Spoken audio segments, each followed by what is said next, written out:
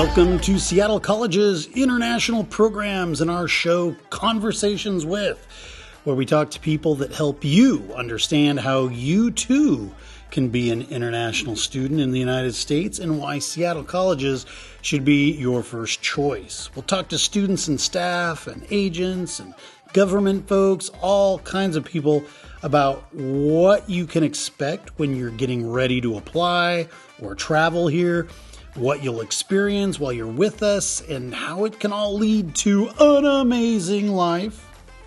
Don't forget to check out the Seattle College's International Programs website at intl.seattlecolleges.edu, where you can find a treasure trove of information about the school, the programs here, and best of all, fill out and submit your application. Again, that's intl.seattlecolleges.edu. Hey everybody, welcome back to Seattle College's Conversations With here at Seattle Central, downtown Seattle. Want to welcome yet another guest from the great country of Nigeria. My Niger people. Nigeria. Shout out to Nigeria. We love our Nigerian students. We have quite a few here. Yes, we do. Yeah. Not just myself. Mrs. Mary is here. She's also a Nigerian. There are also other Nigerians that I know. There's Obed as well, who works in the back. So yeah. We have a lot of Nigerians here. And not just at Central, but also at North and at South as well. Yeah, we're part of Project Baldwin. We're invested in the different parts of the community college, and I really love that. Yeah. Okay, now I just have to say, we know who the Nigerian students are because they just have a way about them. Yeah. Would you agree? Yeah. We always find ourselves in very wonderful places. I don't want to say we penetrate, but we move into spaces. It's spaces true. that we need that we're needed in. So, sure. Yeah. So I just, because I've traveled around West Africa, as you know, and when I meet other West Africans, like nobody has quite the exuberance of the Nigerian students. Yeah, we can be very energetic. It's pretty cool. I love it. Yeah. All right. Well, great. Well, let's get everybody on board here. Tell everybody who you are, where exactly you're from, city and country. Okay. Tell them what you're studying, what program you're here for, and then maybe how long you've been here. Okay. My name is Adebayo Aderibigbe. Adebayo is my first name. Aderibigbe is my last name. I am from Lagos, Nigeria. On my birth certificate, I'm from Lagos, right? But I grew up, I think I spent about 9 years of my life in Lagos, Mushin to be precise. And my family and I, we moved to Ogun State, right? Yes. And so that was where I did most of my childhood, teenage years, and all of my siblings as well. And then I went to the university in Oyo State. So I will say, I like to say that I'm from those three parts of southwestern Nigeria, right? So I am a Lagos boy. I'm from Lagos. I'm from Ogun, and I'm also from Ibadan. All right. Those are the kind of like the three main parts in southwest Nigeria. Right. Yeah. But so maybe you're saying it, and I'm just not hearing it right. Yeah. So in your file, it says you're from Ota. Yeah, from Ota. Yeah. So my there's what we call state of origin in Lagos. There's also what we call place of birth or state of birth. So where you're born is different from your state of origin. Right? Interesting. Okay. It is interesting, right? So where you're born is just the hospital where it's located. Gotcha. Kind of like here, if you're born here, you're born here. Right. You're born in Seattle, you're born in Washington State. Gotcha. Right? Gotcha. But then your parents might be from like heritage-wise, they might be from another state, let's say from the east side. Mm-hmm. So according to Nigeria, that's your state of origin. So both my parents, their states of origin. So you as a child inherit your parents' state of origin, especially the father's state of origin. Right. It's a lot of documentation that we have to do. It's nice.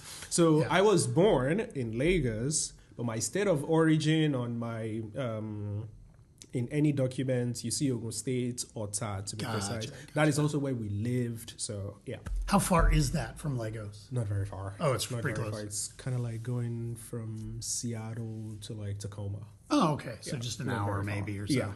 Yeah, like an hour, except for the traffic. Except for traffic, yeah. Traffic gets crazy in Lagos. Yes, it does. And you've been there, so you know. Gosh. Yeah. You spend some time on the road there. It's crazy. It's getting better in some of the places, but, there's still a lot more work to do. So, yeah. Yeah, you normally will stay on the island. There's some hotels there that we'll stay on. And then when we cross to get on the third mainland bridge. Yeah. Sometimes that bridge gets that's crazy. The mainland. Like, that's where Lagos is. That's the main city. That's where that's if I have any tourists coming to Nigeria, don't stay on the island. Don't stay on the island. The island is bougie.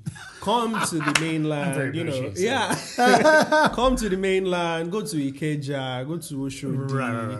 The different markets, the people. Sure. But stay safe. I won't lie. Stay safe. Yeah. Hold your phone.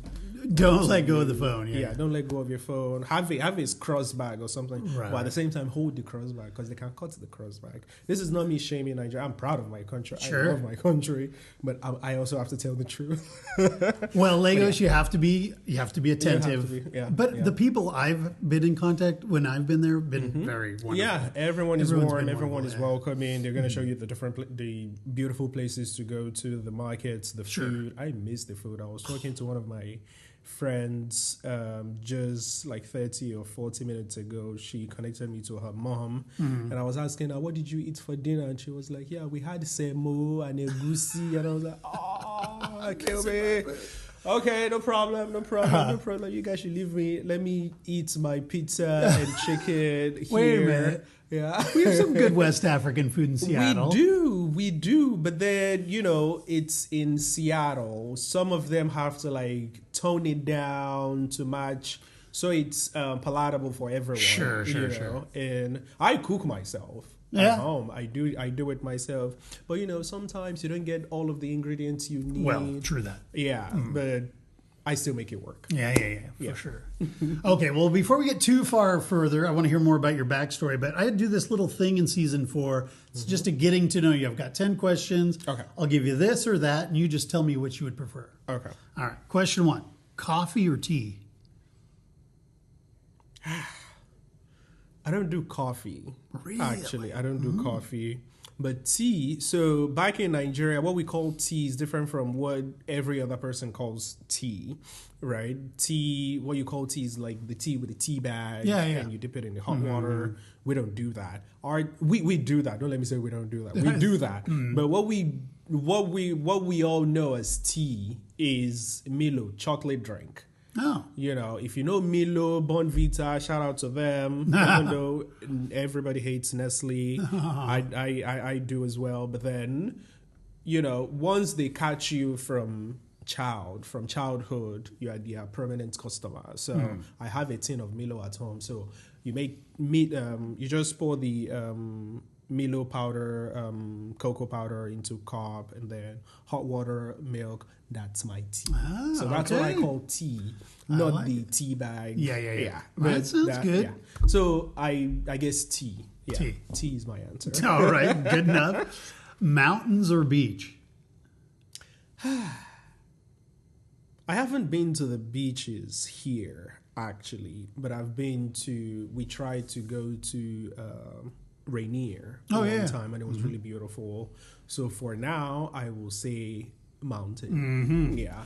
Now, when I've been in Lagos, you're on the water. Yes. Any good beaches nearby? There are. There is Bar Beach. There's Elegushi. There's a lot of beaches in Lagos because the southern border of Nigeria is the Atlantic Ocean. But I come from a very average, low-income family, so even going to a place like that is luxury for me, which I did not have, right? I think my parents took us to the Bar Beach one time, but I think I was a kid then, maybe like 2 or 3, so I don't have a memory. I don't really have a memory of it. Cool. But I haven't, in my adult life, taken myself there, even before I left. I never took myself there. So maybe when I go back to Lagos, hopefully anytime soon, it's gonna be on my bucket list. Right So on. Yeah. Before you leave the States, you could take a trip out to Hawaii.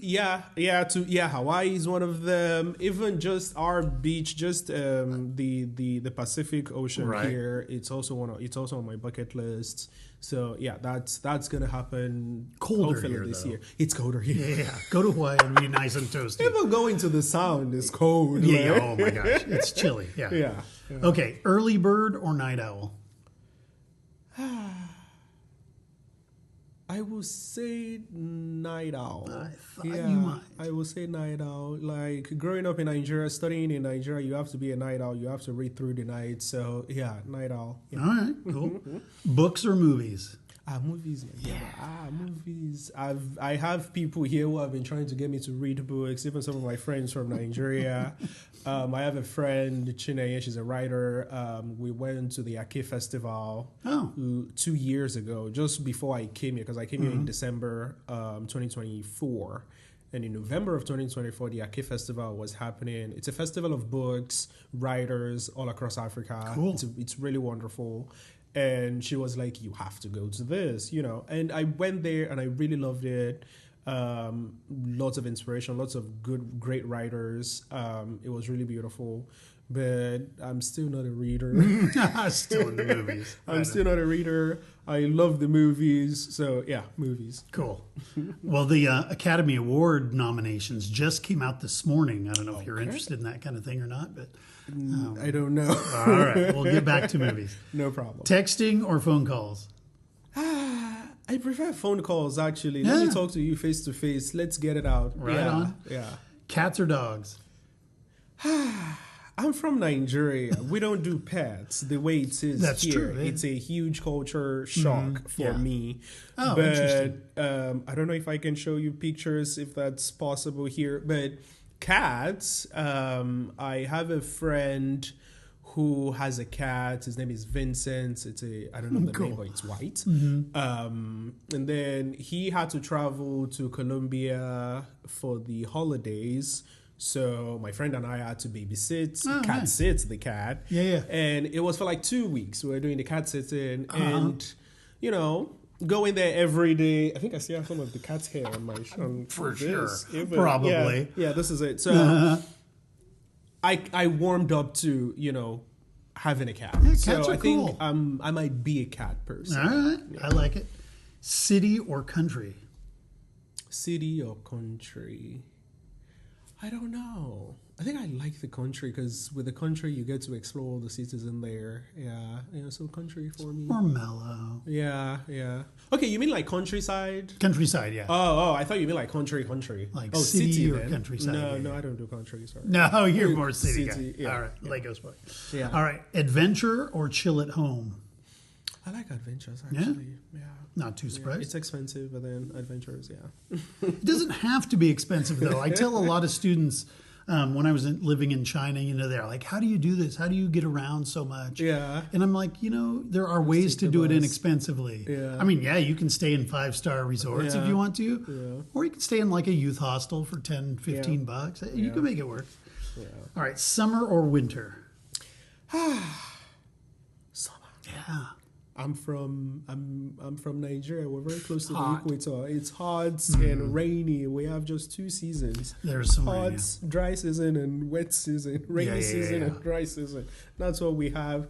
We don't have winter. We don't. The winter I would say we have is Harmattan. It's Harmattan. It's dry, and because of all the climate changes and things, it's been fluctuating this couple of years. But I'm a summer person. Yeah. Yeah, definitely cooler here in Seattle. Yeah. Cooking at home or eating out? Cooking at home. Yeah, it sounds like you're a cook. Yeah. So, that's really good. Well, that's good. That gives us kind of a baseline. Yeah. So let's go back to where you grew up. Okay. You did public school or private school when you were in high school? Private school. Oh, you did? Yeah. Private school in Lagos. What's the name of your school? Great Grace Private School. All right, shout out. So shout out to Great Grace Private School. at I hope I still remember the address, kilometer 2, Camp Davis Road, Onikonga, Ayobami, Lagos. So I schooled in Lagos, but we were living in Ogun State. Okay. You know, it's very close to each other. Like I said, it's like going from Seattle to Tacoma. Right. But you would have to trek, walk a distance, and then take the bus, and then walk another distance before you get to school. But yeah, I did high school there. And then university in Ibadan. What's the name of the university? University of Ibadan. Okay, It's makes sense. we we take pride in being the very first and the best university in Nigeria. The first? The very first and the best. All right. Well. The highly prestigious University of Ibadan. Cool. Nigeria. And what did you study there? Physiology. Okay. And you human finished? Physiology. I finished. Yeah. I have So you my got a bachelor's degree. Bachelor's in science. Yeah, and BS. physiology. Yeah, Wow. in physiology. What was your thought? What did you want to do with physiology? So the way admissions, academics, higher education work in Nigeria is quite different from the way it is here. In Nigeria, there's the West African examination that you have to take after high school. I guess that's kind of similar to like SAT or something. And then after that, that's what says, okay, you've graduated high school, kind of like maybe GED, I don't know. And then after that, 9 subjects, you got to do well in it, you have to. Yeah. And then there's the JAM, the Joint Admissions Matriculations Board. There's the JAM exam, which jams a lot of people. So JAM is a pidgin word for hit. Or when you get hit by a car. So okay. JAM jams a lot of people because it's a very tough exam. So a lot of people fail the exam or do not get the desired score. All right, the desired score is like 200 out of 400 because it's over 400. So there's that. I had in my first JAM, I had 248. I had applied to a university in Osun State, Obafemi Awolowo University, for medicine and surgery to become a doctor. Yeah. But that didn't work out. There was also another exam so it's like 3 exams. There's the WAEC, there's the JAM, and then there's the post-JAM, which is kind of like the entrance exam to the school. So you go to the school itself, they give you the exam, you write it. If you pass, you're able. It's kind of like an aggregate. They calculate all of the exams together, and then if you're able to meet the cutoff mark for the desired course, then you're able to get in. If you're not, you have to try again next year, you know. So I done that. That was 2015 because I finished high school 2014. I did that in 2015. I didn't make it, so I had to stay for 1 year again. I taught during that time. I taught in a high school. And then the following year in 2016, I tried again, but to another university, the very first and the best university in Nigeria, University of Ibadan.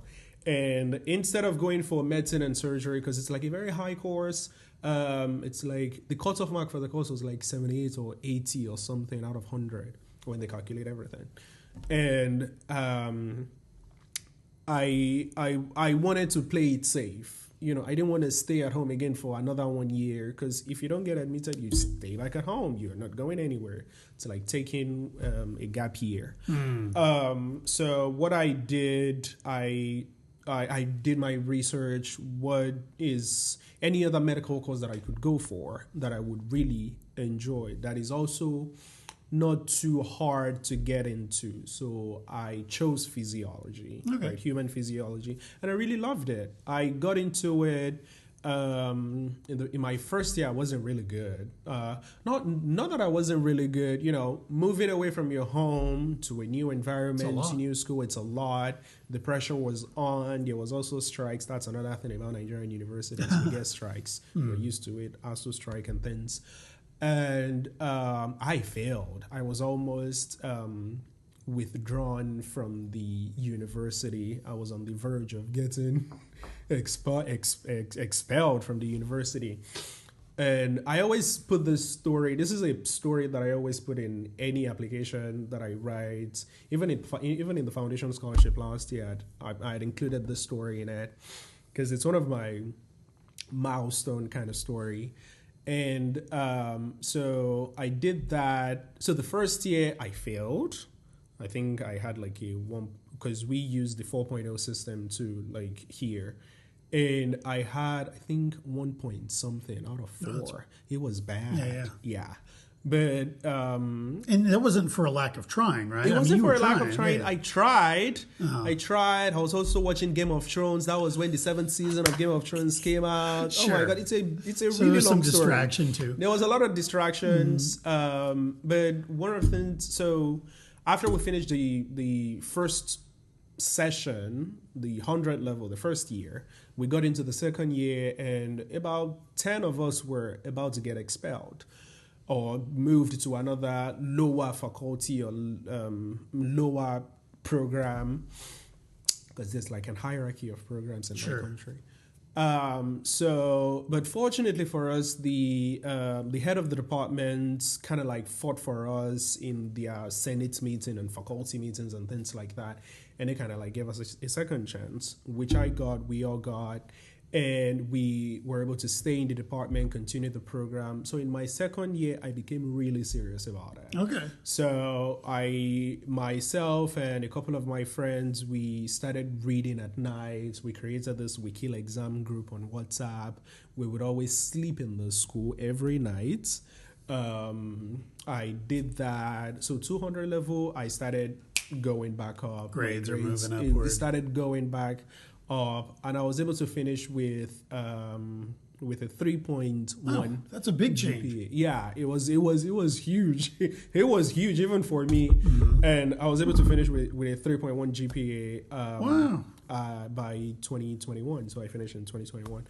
But I kind of like created that community back then. We're still friends up to today. We still say hello to each other, send each other reels on Instagram and on WhatsApp. Sure, yeah. Creating that friends, even here when I tell people, community is very important. Without my friends back then in the university, I wouldn't have succeeded the way I did. And here as well, I have that group of friends that we read together, or even just boost each other, aura, like go and read. Right. Let me give you food. Go, we do that a lot here. And so that was what made me succeed in UI, and I have my bachelor's degree. I'm proud of myself. Yeah. I have it, and that's my higher education story in Nigeria. Gotcha. Yeah. Wow. All right. Yeah. So then you're done with your degree. Yeah. Do you just go to work right away, or you're like, I'm out of here? And going to the US? So the way it works in Nigeria, if you go to a university or if you go to a polytechnic, if you have your degree or your higher national diploma, you are required to serve the government, to serve the nation for a year. We call it NYSC, National Youth Service Corps. It's not like a military kind of thing. Every university graduate? Every university, if you have a degree, Okay. if it's a degree, if it's not a diploma or a certificate, if it's a degree, that means if you graduated from a university that awards a 4-year degree awarding university, or a higher national diploma polytechnic, you are required to serve. So NYSC, it's a year of service. You go to camp for 3 weeks. It's become cultural now. It was started back then in the 70s by the then head of state. I can't remember. I can't remember why it was even created, but it's a cool idea, though. I mean, it was a cool idea back then, but it's not a cool idea anymore. Oh, but okay. we're still being forced to do it, right? It's not a cool idea anymore. I don't want people to do it, but it's kind of like a rite of passage as well. After you finish your degree, go and serve your country. Off you go to serve your country, you know. And the government pays you during that time, but we don't get equipped with the kind of skills that we necessarily need. So I studied physiology. So the way it works, after the 3 weeks of camp, you go to camp, everyone is there, you're marching and under it's kind of like basic training in a way. Basic training, but it's 3 weeks, but it's also chill. Not like military People aren't screaming at you. They are, but in a fun way. It was fun. Okay. Everyone experiences the fun. Everyone is always looking forward to wait for the fun. It's the it's the 11 months later that is always horrible, because now you have to, the government, so after you're done with the camp, the NYSC officials, the board, the department, then posts you to a place to work. So for someone who studied physiology, you would think they would post you to like a hospital or to something. work there, to serve there. For someone who studied education, you would think they would post you to like a school to work Makes there. sense. But everyone gets posted to schools. No matter what. No matter what. A lot of people, like 90%, get posted to school. That's not what I need. I studied physiology. The way the program was, there was no internship. It was all theoretical. There wasn't really hands-on practical experience.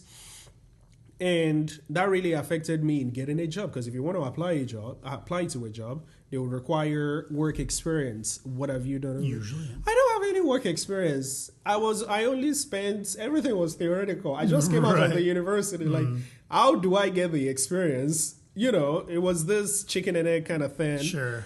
And I was posted to a secondary school. I was really looking forward to being posted to like a hospital, UCH in Ibadan, but I didn't get that. And I had to just keep it away from my brain, do my time. Teaching what? Teaching biology, chemistry, agricultural science, and I really loved it. I had to. I grew into it. Right. Because I had also taught before, so it was kind of easy for me. The kids were cool.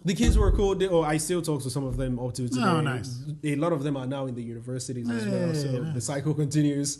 Come to Seattle colleges. Yeah. So I did that. So NYSC is not why it was created back then. People are not seeing that anymore. So a lot of people want it scrapped. We don't need this anymore. Or even if you're going to keep it, at least reform it. Reform it so that you're getting the kind of... Yeah, so if you finish, if you studied agricultural science, you go to a farm to farm. Work. Yeah. If you finished in tech, you go to a tech company to work, Right. But the government doesn't see it that way. They just push everyone into a public school with kids. Right. And the pay is not paying. Terrible. It's not enough. When I was there, I served in 2022, and when I was there, they were paying us 33,000 naira, which was about, in today's dollars, is like $15 or $20. I don't know. Per month? Per month, yeah. Per month, yeah. That's horrible. Yeah. Do they give you a place to live? No. So you're supposed to pay rent or something? Supposed to, yeah. With that, you're supposed to. No way. Yeah. So, and it's a long story, not for this, but then I did that. I finished that, and then I finished NYSC. So there's also kind of like a ceremony that you do after you finish. We did that, and for like 2-3 months, I didn't have a job, right? Because I didn't have the experience that these people needed. Yeah. I can't be putting teaching experience on my resume if I want to apply for an ECG job or a healthcare worker job. I can't put teaching experience there. It doesn't fit. So I was applying, sending out emails, no response from a lot of them. I even went to some physically, no response. And then that was in Ibadan, because I served in Ibadan as well. I schooled in Ibadan, I served in Ibadan. So I spent about 7 years in Ibadan, and I really loved it. So I see myself as an IB boy as well. So that's why I said earlier that I'm from those 3 states. And even the accents, I do the accents as well. So I'm kind of, I'm very good with that. Uh-huh. And then I moved away. I had to move away from there, right? So I moved to Lagos. I expanded my job search to Lagos, and I was fortunate to get a response from a lab who was interested in giving me an internship, a 3-month internship. It was also paying like 30K. It wasn't enough, but then I had to get it, right? I needed the work experience so I can at least have it on my CV. So for subsequent search, at least I know, at least I have something. And I did that for 3 months, and it was really wonderful. I learned. Was it? It was. Oh, I good. learned how to do ECG. and sonography, like scans, ultrasound scans, abdominal scans, OBGYN. I did a lot of that. I learned a lot of that, and I was able to get a job with that. Cool. And kind of like 3 months later.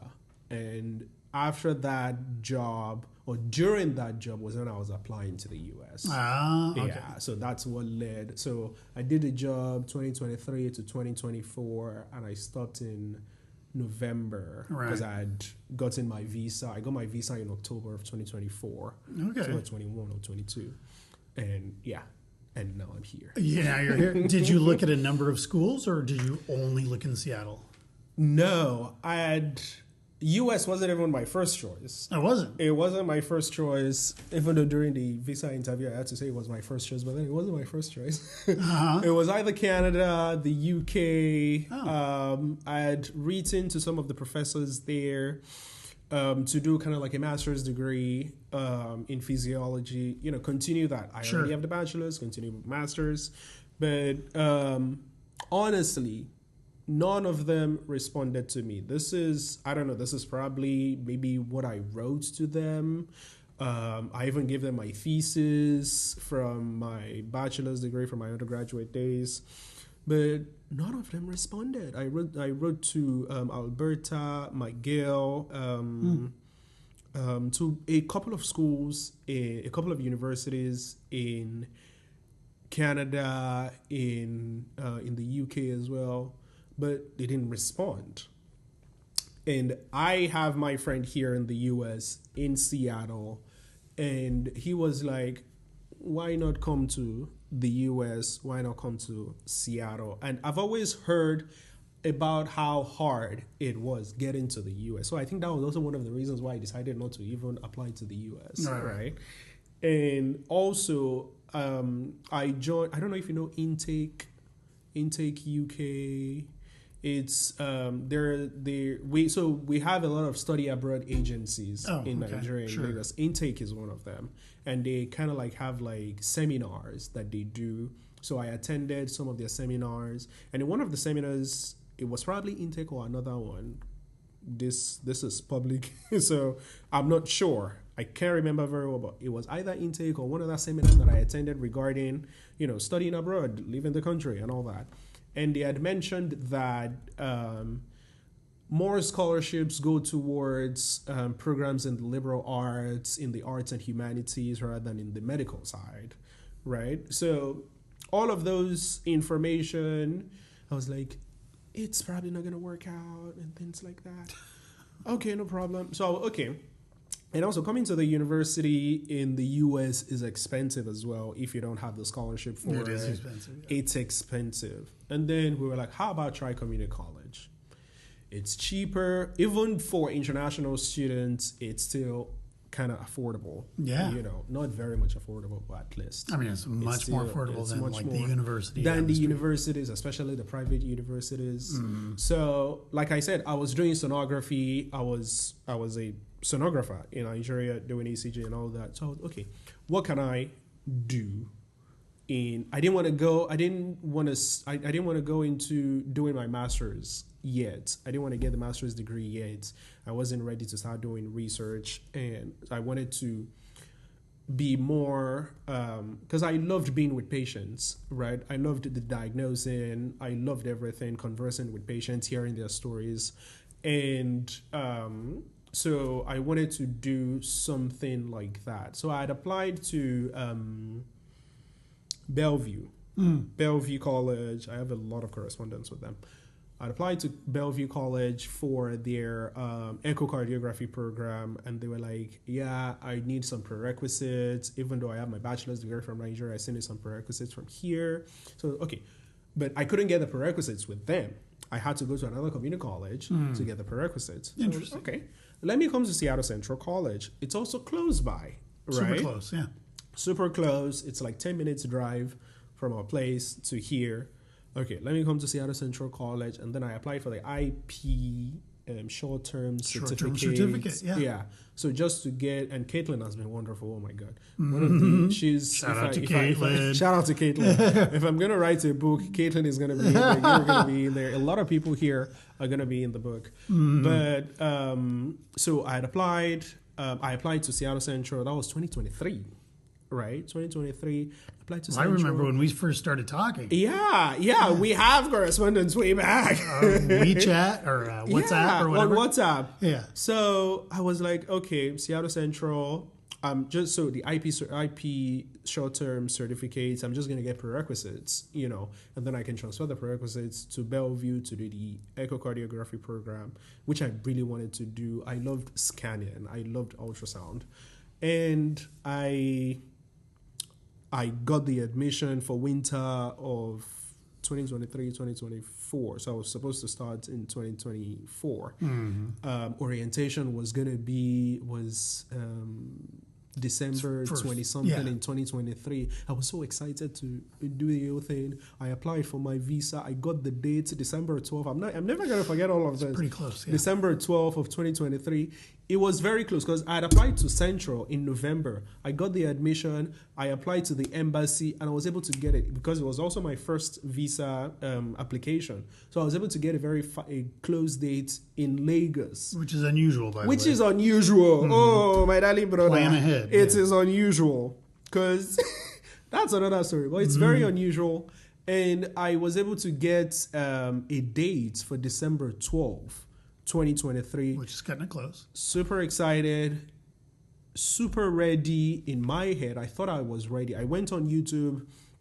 I was doing a lot of YouTube research, YouTube videos on how to pass your visa interview, all of that. I watched a lot of videos.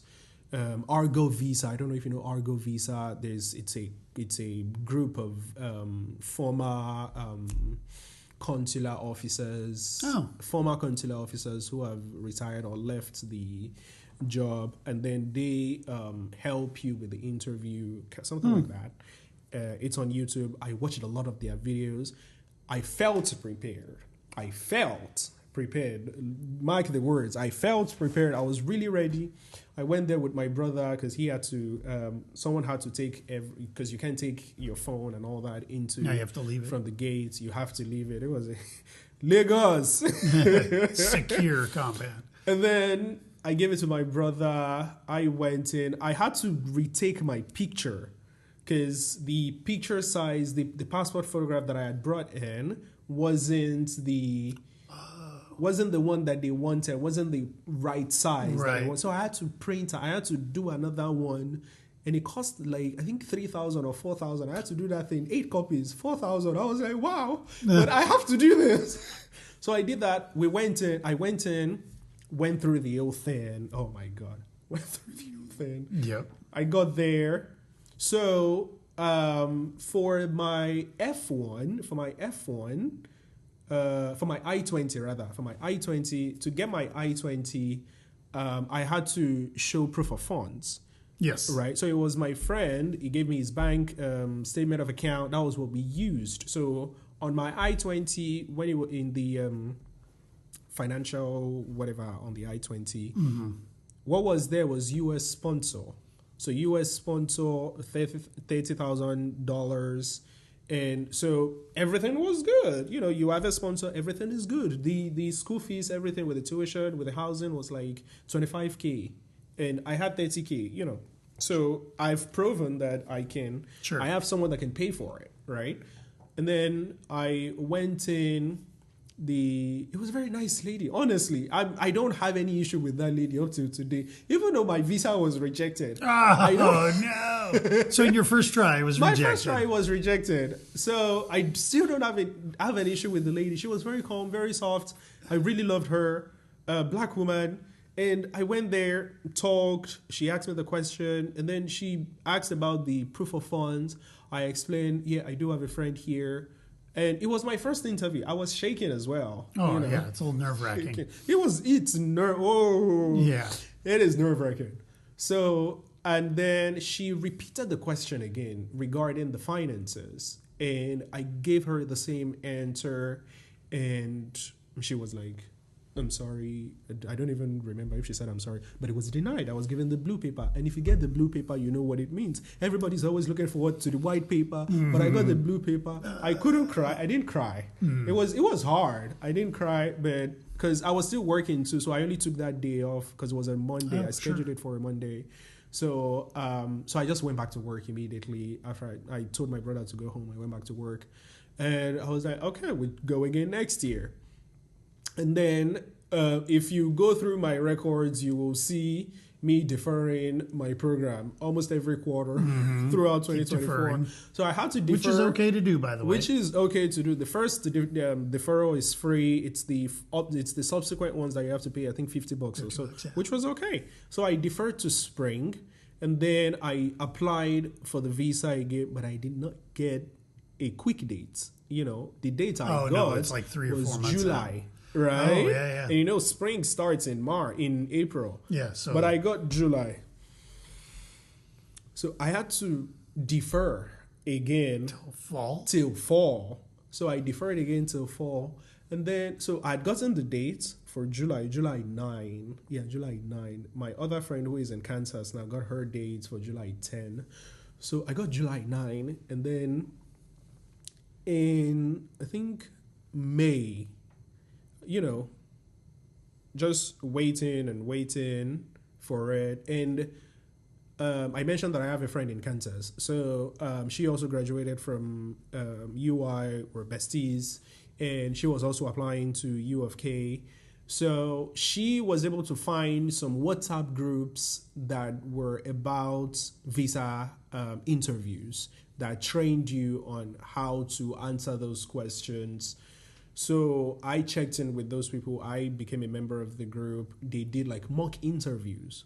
And it was those mock interviews that so when I mentioned that back in 2020, I felt prepared, I wasn't actually prepared because I never had anything in writing at all going for my first interview. Right. But for this one, I had my transcripts all written out. Any question that they could ask, I had a very good answer for it. I still have the transcript somewhere in my laptop. So I would practice this transcript, you know, practice. You could also sign up for a mock interview. It was free as well. So you can sign up for the mock interview. These guys were the worst.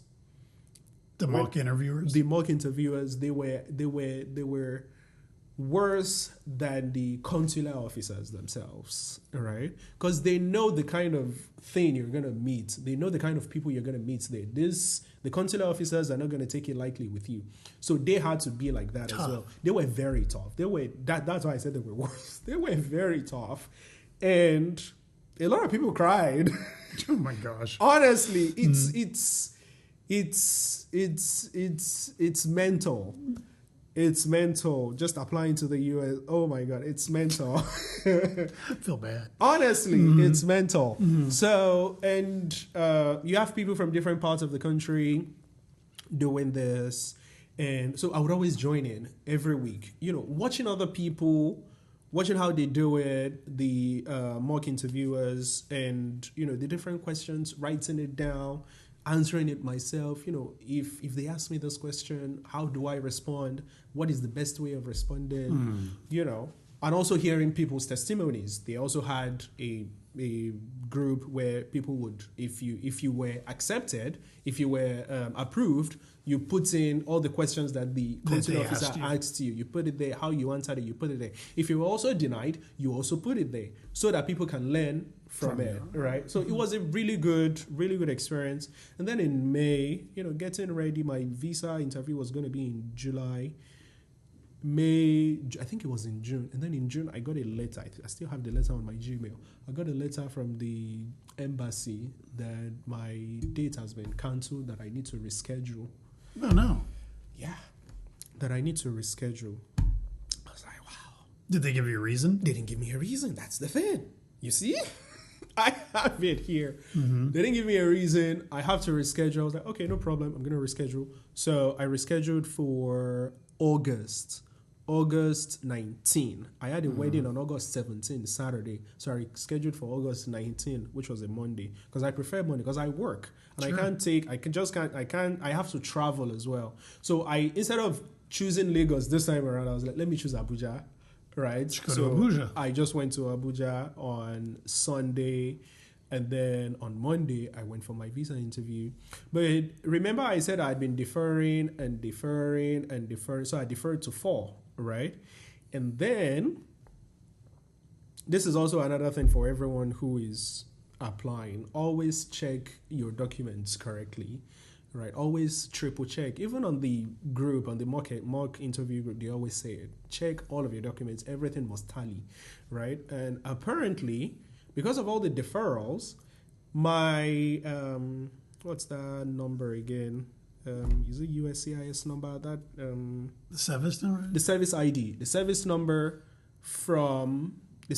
did not the service number that I got for 4 wasn't the same as the ones that I had been getting for the winter, for the spring, for the summer. It wasn't the same. So, and I never saw it. I never saw the difference. So the service ID that I paid for was the first one that I paid for in 2023. Back in the day. So that was the service receipt that I took, because those are the documents that they check. So that was the service that I took there. And then, so while I was doing the thumb printing, because there's the thumb printing section, the lady checked it. This service receipt doesn't match the service ID on your I-20. So I didn't even get to do the interview. No. I didn't even get to do the interview. She was like, yeah, you have to go back. Get this fixed. The flight fare, oh my God, everything. I could not cry as well. It was crazy. I was like, oh my God. But we're Nigerians, have faith. I told my parents, have faith. Blah blah blah. Sure. They couldn't really understand it, but it's not your time. God's time is the best. Let's wait for God. Sure. So, and then the embassy during that time, August, September, they were renewing the websites. So there used to be an old website, but now there's a new website. Right, for it. So people applying now are used to the new websites. Yeah. I grew up with the old websites and the new websites. So I got home, tried to apply again, just apply for another date. And I couldn't apply for another interview. And I couldn't because they were moving from the old website to the new website. So everything had to pause. So I had to wait again. So even though the lady that I met there was like, yeah, you don't have to pay another visa fee, $180 dollars. I shouldn't. She was like, she gave me kind of like a receipt that I could use. But because it was the new website, everything had changed. Messed up. It was messed up. Everything had changed. Even on the mock interview groups, they were like, if you don't apply yet, because it's still a new website, there's going to be a lot of bugs. So don't apply yet. Maybe let's wait for like a month or 2 before we start applying on this website. They gave a lot of advices. But meanwhile, time is clicking by. Time is going. So I had to change again from fall to winter. That's why I came in winter. Right. So I changed again. I checked my service ID very well this time around. Right. I paid for the new service fee. I think it was like $350. I can't remember how much the service fee costs anymore. It adds up. Yeah. So I did that, and then I applied on the new website, on the new embassy website, for the new $180K again. Back to Abuja. I chose Abuja again. And it was raining. The first interview that I had in Abuja that I couldn't do the interview, it was raining on that day and I was drenched in the rain. So the failure, everything with the rain, it's mental. It gives you, it's depressing. For sure. It fucks with you. But I applied again, so I was able to get October 20 something, right? But fall had already started here, and even if I get the visa, I still have to book the flights. I wasn't even sure if I was gonna get the visa. Right. So I just deferred to winter of 2025. So I applied. I went there, did all the thing, and it was. So on the mock interview group, I will say we know all of the consular officers already in Abuja. They know all of them in Abuja. So they're always praying that you don't find any way you can do it. Don't end up with a woman on window 11. There are different windows, geez. right? There's window 9, 10, 11, 12, right? So never end up with a woman on window 11. The pointed nose lady, we all know her. She denies a lot of people. Go to the other one. Find a way to go to the other one. But then there are also like you're in line, right? Officials there, but you're already in line. There's nothing you can do. They also move people around. So I found myself with the woman with a pointed. Oh no! Honestly, it sounds like made up story, but it is not. I swear to God, it is not. This was my experience, and I found myself with her. She asked me the questions, I explained myself. So on my I-20, I changed it from US sponsor to grant, right? Instead of US sponsor, I changed it to grant, right? I was able to get that done. And so I also had a grant letter as well from him.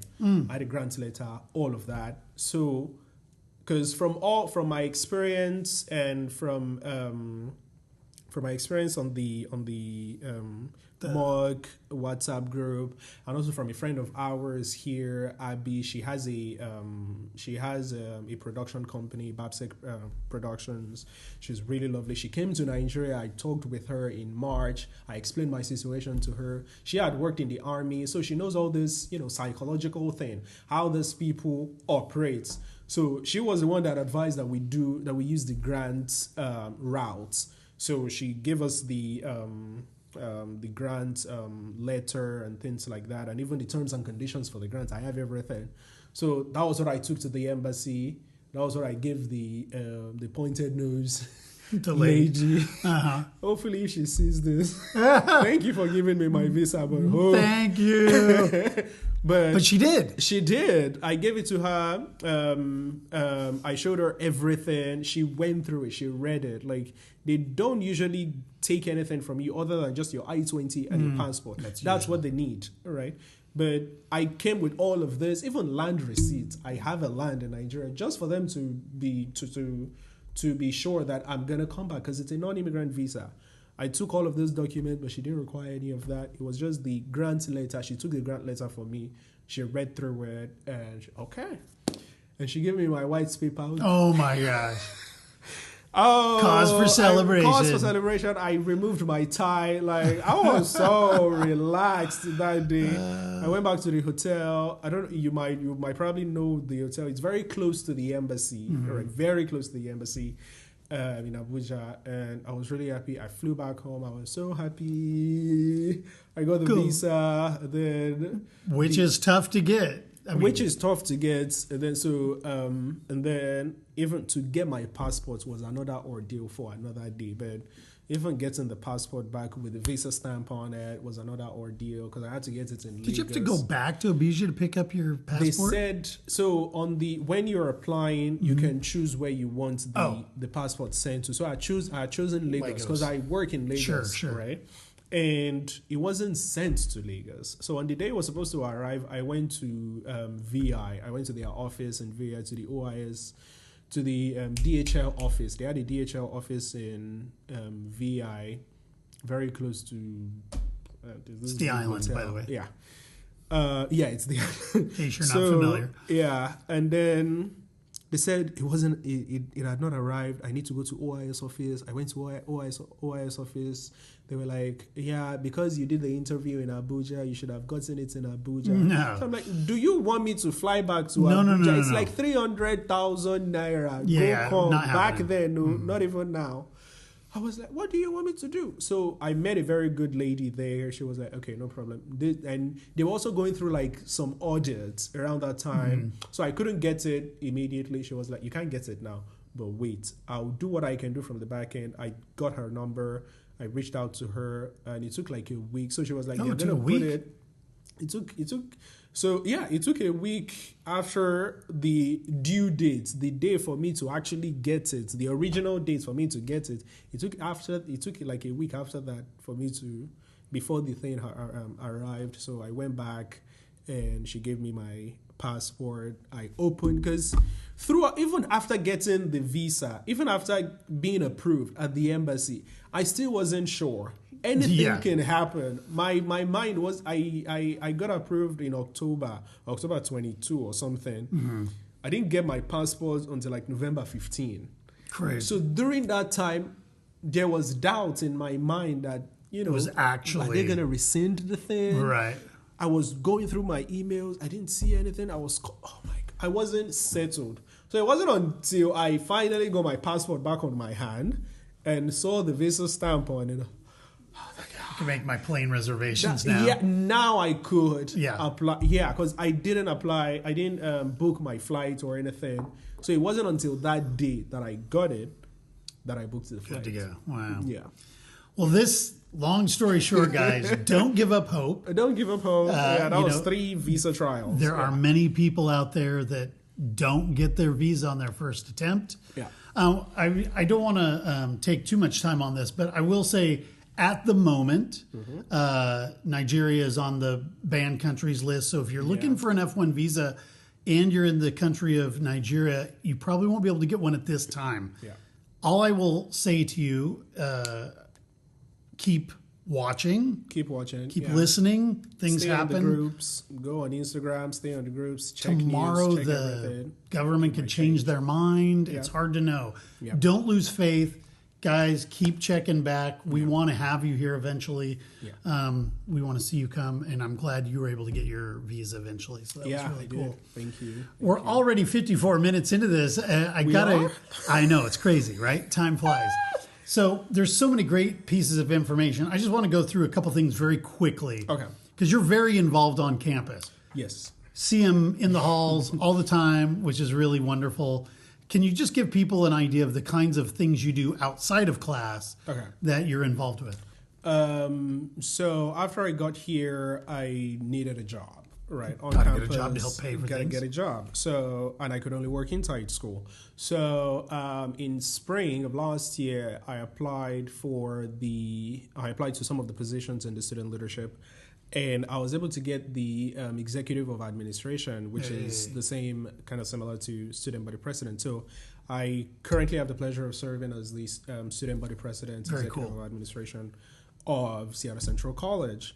So I get to work I have an amazing team. I get to work with a lot of people. I get to be involved in a lot of the decision makings here in school. Super cool. Which is really cool. Really, it's been a learning experience. It's been a really good learning experience. I get to meet with the president. I get to go to board meetings. And you get paid for all of it. Yeah, and you get paid for all of it too. So I work about 12 hours a week. I get paid for it, right? I get paid for it. I get to learn a lot. That's the thing. I get to learn a lot. Networking. I have networking. I have a lot of people that I can go to ask questions. Deans. I've met with a lot of deans here. I've met with a lot of VPs, with the presidents, with the board of trustees. We do a lot of work together. And it's just been really wonderful. Even hearing students' complaints and issues. How can we better help students here? How can we make it more accessible, more equitable? Because this is a diverse community college. I agree. It's a very diverse one, and I really love it.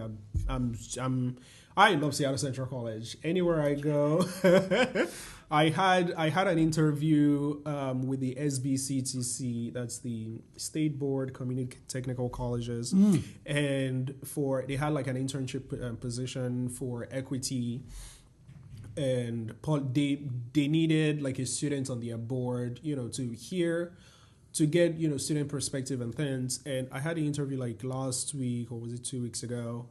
And every time I was always deferring back to Seattle Central College. I was always talking about how wonderful it is, and it has been working here with the kind of people that I have here. And even though I didn't get the job at the end of the day because of the time, they needed someone who would be able to give like 18 hours per week, and I couldn't do that. But they loved my output, my everything I was saying regarding equity, diversity, access, which is we have that here. We have our ACO, Access Community Opportunity. Shout outs to everyone in Seattle Central College. All of the staff, admin staff, lecturers, everyone here is all about student success. It's all about providing equitable access to success in general, to education, to your academics, even the food pantry. I'm probably going to go to the food pantry. Very cool. So, like, it's there. The resources are there. And yeah, that has been my experience working here in Seattle Central.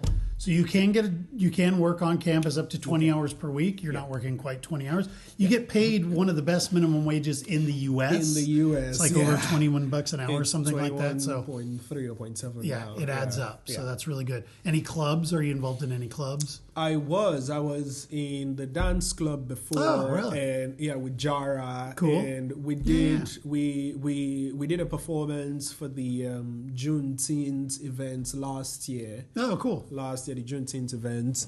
But because of my position as the student body president, I can be part of clubs, but I can lead the club, be a president of the club or anything like that. But yeah, I'm part of that. I'm part of Umoja, Project Baldwin. Cool. Project Baldwin, really great. If you are a student of color, and not just from Africa, it could be Latin America, Middle East. Yeah. They are a great mentoring organization.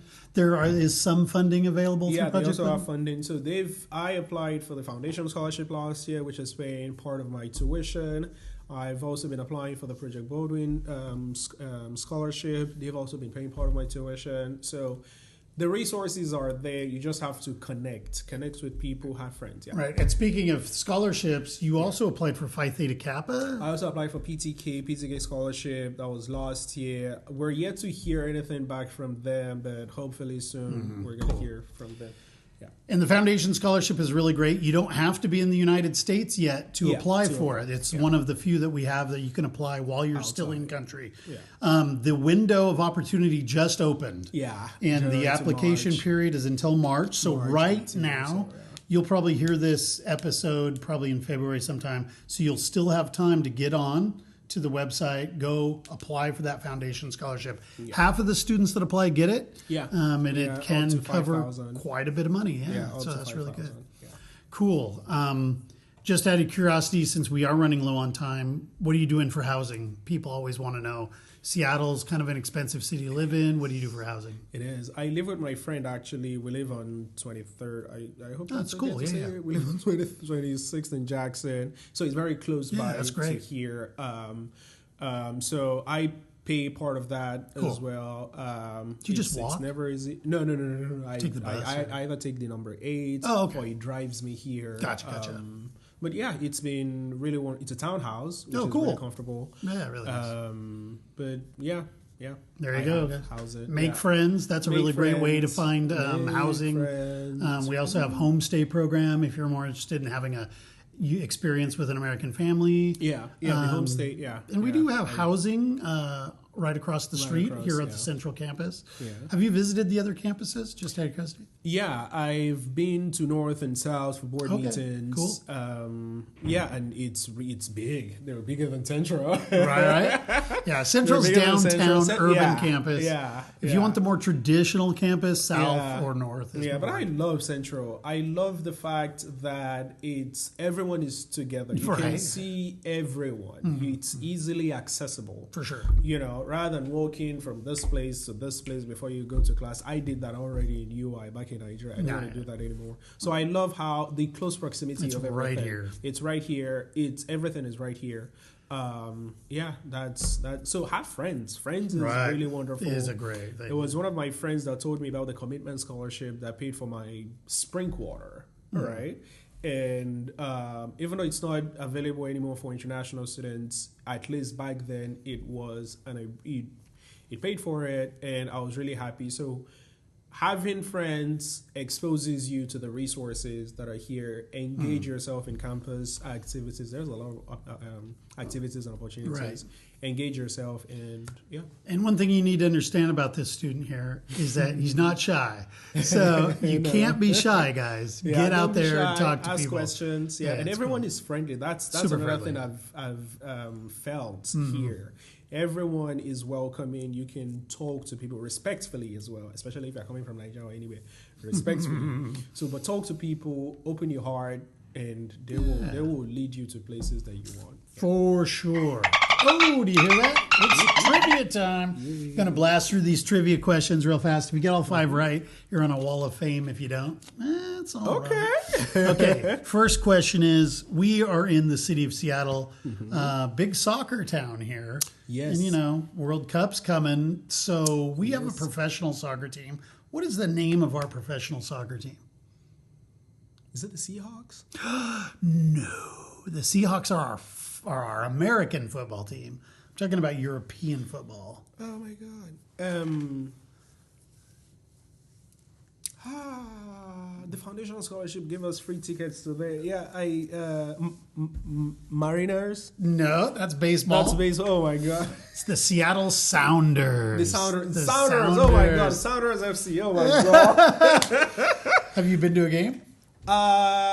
Yes. I've been to baseball. I've been to football. Oh, cool. Yeah. You went to a Seahawks game? Yeah. Wow. Yeah. That was it was Foundation Scholarship that gave us the tickets to that one. Very cool. And I can't remember who gave us the tickets to the football game, to the Sounders game. But I remember it was Michelle McBrain in the admin office that sent out the tickets. So Nice. So I've been to both. Yeah, if you're a student here at Seattle Central or Seattle, North Seattle, South Seattle, there are often opportunities to get to these games very free or cheap. Yeah, even Project Baldwin gave us one to the Husky games. Oh, cool. Yeah, as well. Go to UW. Go to UW, yeah. Mm-hmm. Now, real fast, let me make this a question. So question number 2. There are IP short-term certificates in one of 5 categories. Name one of the categories for an IP short-term certificate. Science? What kind of science?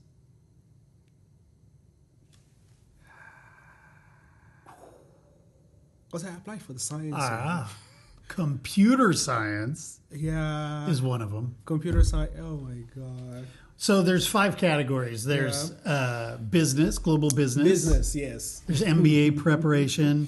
There's computer science. There's global communications. And then there's general.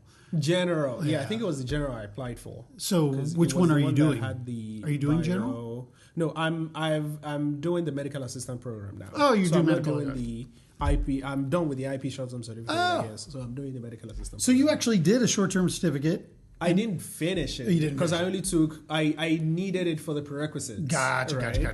Yeah. So what's your program now? Tell me again. Medical assistant. How long is that program? PacMed now. I finish by the end of spring. Yeah. Oh, you're going to graduate. Yeah, so I'm going to graduate. I'm going to walk with you guys. Yeah, that's happening this spring. Yeah. All right, great. Question number 3. Yeah. Graduation is coming up at the end of spring. Mm-hmm. Where is our graduation going to be held? It's at UW. Yeah, it's at the University of Washington. Very good. It's at UW. I think June 18 or something. Cool. Yeah. Question number 4. You had to create a proof of personal finances. Okay. What is the amount of money within $5,000 that you have to prove in order to get accepted here? So if you're close, we'll give it to you. How much money do you have to prove in order to get to Seattle colleges? Do you have to prove?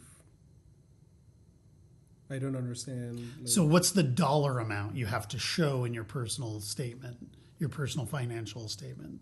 Do you remember? It was a while ago. You have to show $28,050. $30,000 is great. I mean, you'll definitely come. Yeah. Maybe a confusing mine question. Was 25. Yeah, you were at a different time. Yeah, I was at a different time. It's gone up. It's gone up. Tuition goes up every year. Yeah. Not usually very much, but right now it's at about $28,000. But if you show 30, you're good to go. Yeah, cool. I showed 30. No problem. Last question. You're into films. What was the last film you saw in the theater? Last film I saw in the theater. Avatar. Avatar. The new one? Yeah, the third one. How was it? I saw it twice. Well, you've seen it twice. It must be good then. Oh. It was beautiful. Visually stunning, right? The 3D twice. Wow. So, Very cool. Yeah. All right. It got snubbed for the Oscar nomination. It did not get nominated for Best Picture. Yeah. I don't care what they say. I can watch it again. He loved it. I loved it. There you go. I can Check watch 1, 2, 3 again. Yeah. All right, cool. Well, we're at the end of the show. We do two things at the end. First is, give like 15, 20 seconds in your first language. English obviously is one of them. But you also told me ahead of time that you also speak another language. Yeah, I also speak Pidgin. Pidgin and Yoruba. Yeah, okay. Pidgin English and Yoruba. 15, 20 seconds. Just say hello back to people back home, or you can give advice. Like maybe encouragement or whatever you want to do. Just give people a chance to hear what your language sounds like. Okay. Ẹ̀yin ará ilé, ẹ̀yin bàbá ọkọ mi, ìyá ọkọ mi, ẹ má, oh my God, I'm going to mix it up. He's been in the U.S. too long. Like, never give up. Like, oh my God. That's okay. Oh my God. This is the toughest part of the interview, right? It is. Saying something in your native language. I do, like, I speak to people. Mama ba when you sorry that pẹ̀lú Yoruba, like ayiwada. So oh my God. That's good enough. We're gonna take that and go with it. Yeah, let's just take that. Let me manage that one like that. No vex. Let me just manage that one like that.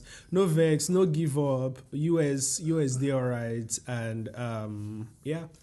So this is your wisdom, your advice. Yeah, and my advice is that Kanye, no give up. It's not easy. I know say it's not easy, right? It's not easy, easy at all. Like, but then don't give up, no give up, and try again. Try again. Reach out. No give up, and you got it. There you go. Good advice. Don't give up. And a good example of not giving up, because now you're here. Yeah. We talked about it for a long time on WhatsApp, and it was good to meet you in person. Yeah, when you finally got here, it was super cool. Thank you very much. It's really nice to be here. It's great to have you on the show. Sorry we didn't get to more topics. There's so many things we could have talked about, but maybe another time. Maybe another time we can do, maybe before I graduate or even after I graduate, we can do like a We always love alumni. Yeah, sure. I can do that. Yeah. Thank you guys for joining us here every Wednesday. Please like, subscribe, and share with everybody you know. Yeah. We're almost to 100,000 subscribers now, so we want to cross that line. Yeah. Please help us get there. Tell your old teachers, tell your old counselors, tell your family, your grandmother, anybody you know, have them subscribe to the show, even if they never listen to it. But we want to get people listening as much as possible. Yeah. We hope you'll choose Seattle colleges, but if this information helps you, no matter where you go to school, we're thrilled to have been a part of that. Yeah. Thanks for choosing us. Yeah, good to meet you. Good to meet you too. Yeah, we've met many times. But glad you're here. You're here. Yeah. Guys, take care. Bye. Bye-bye.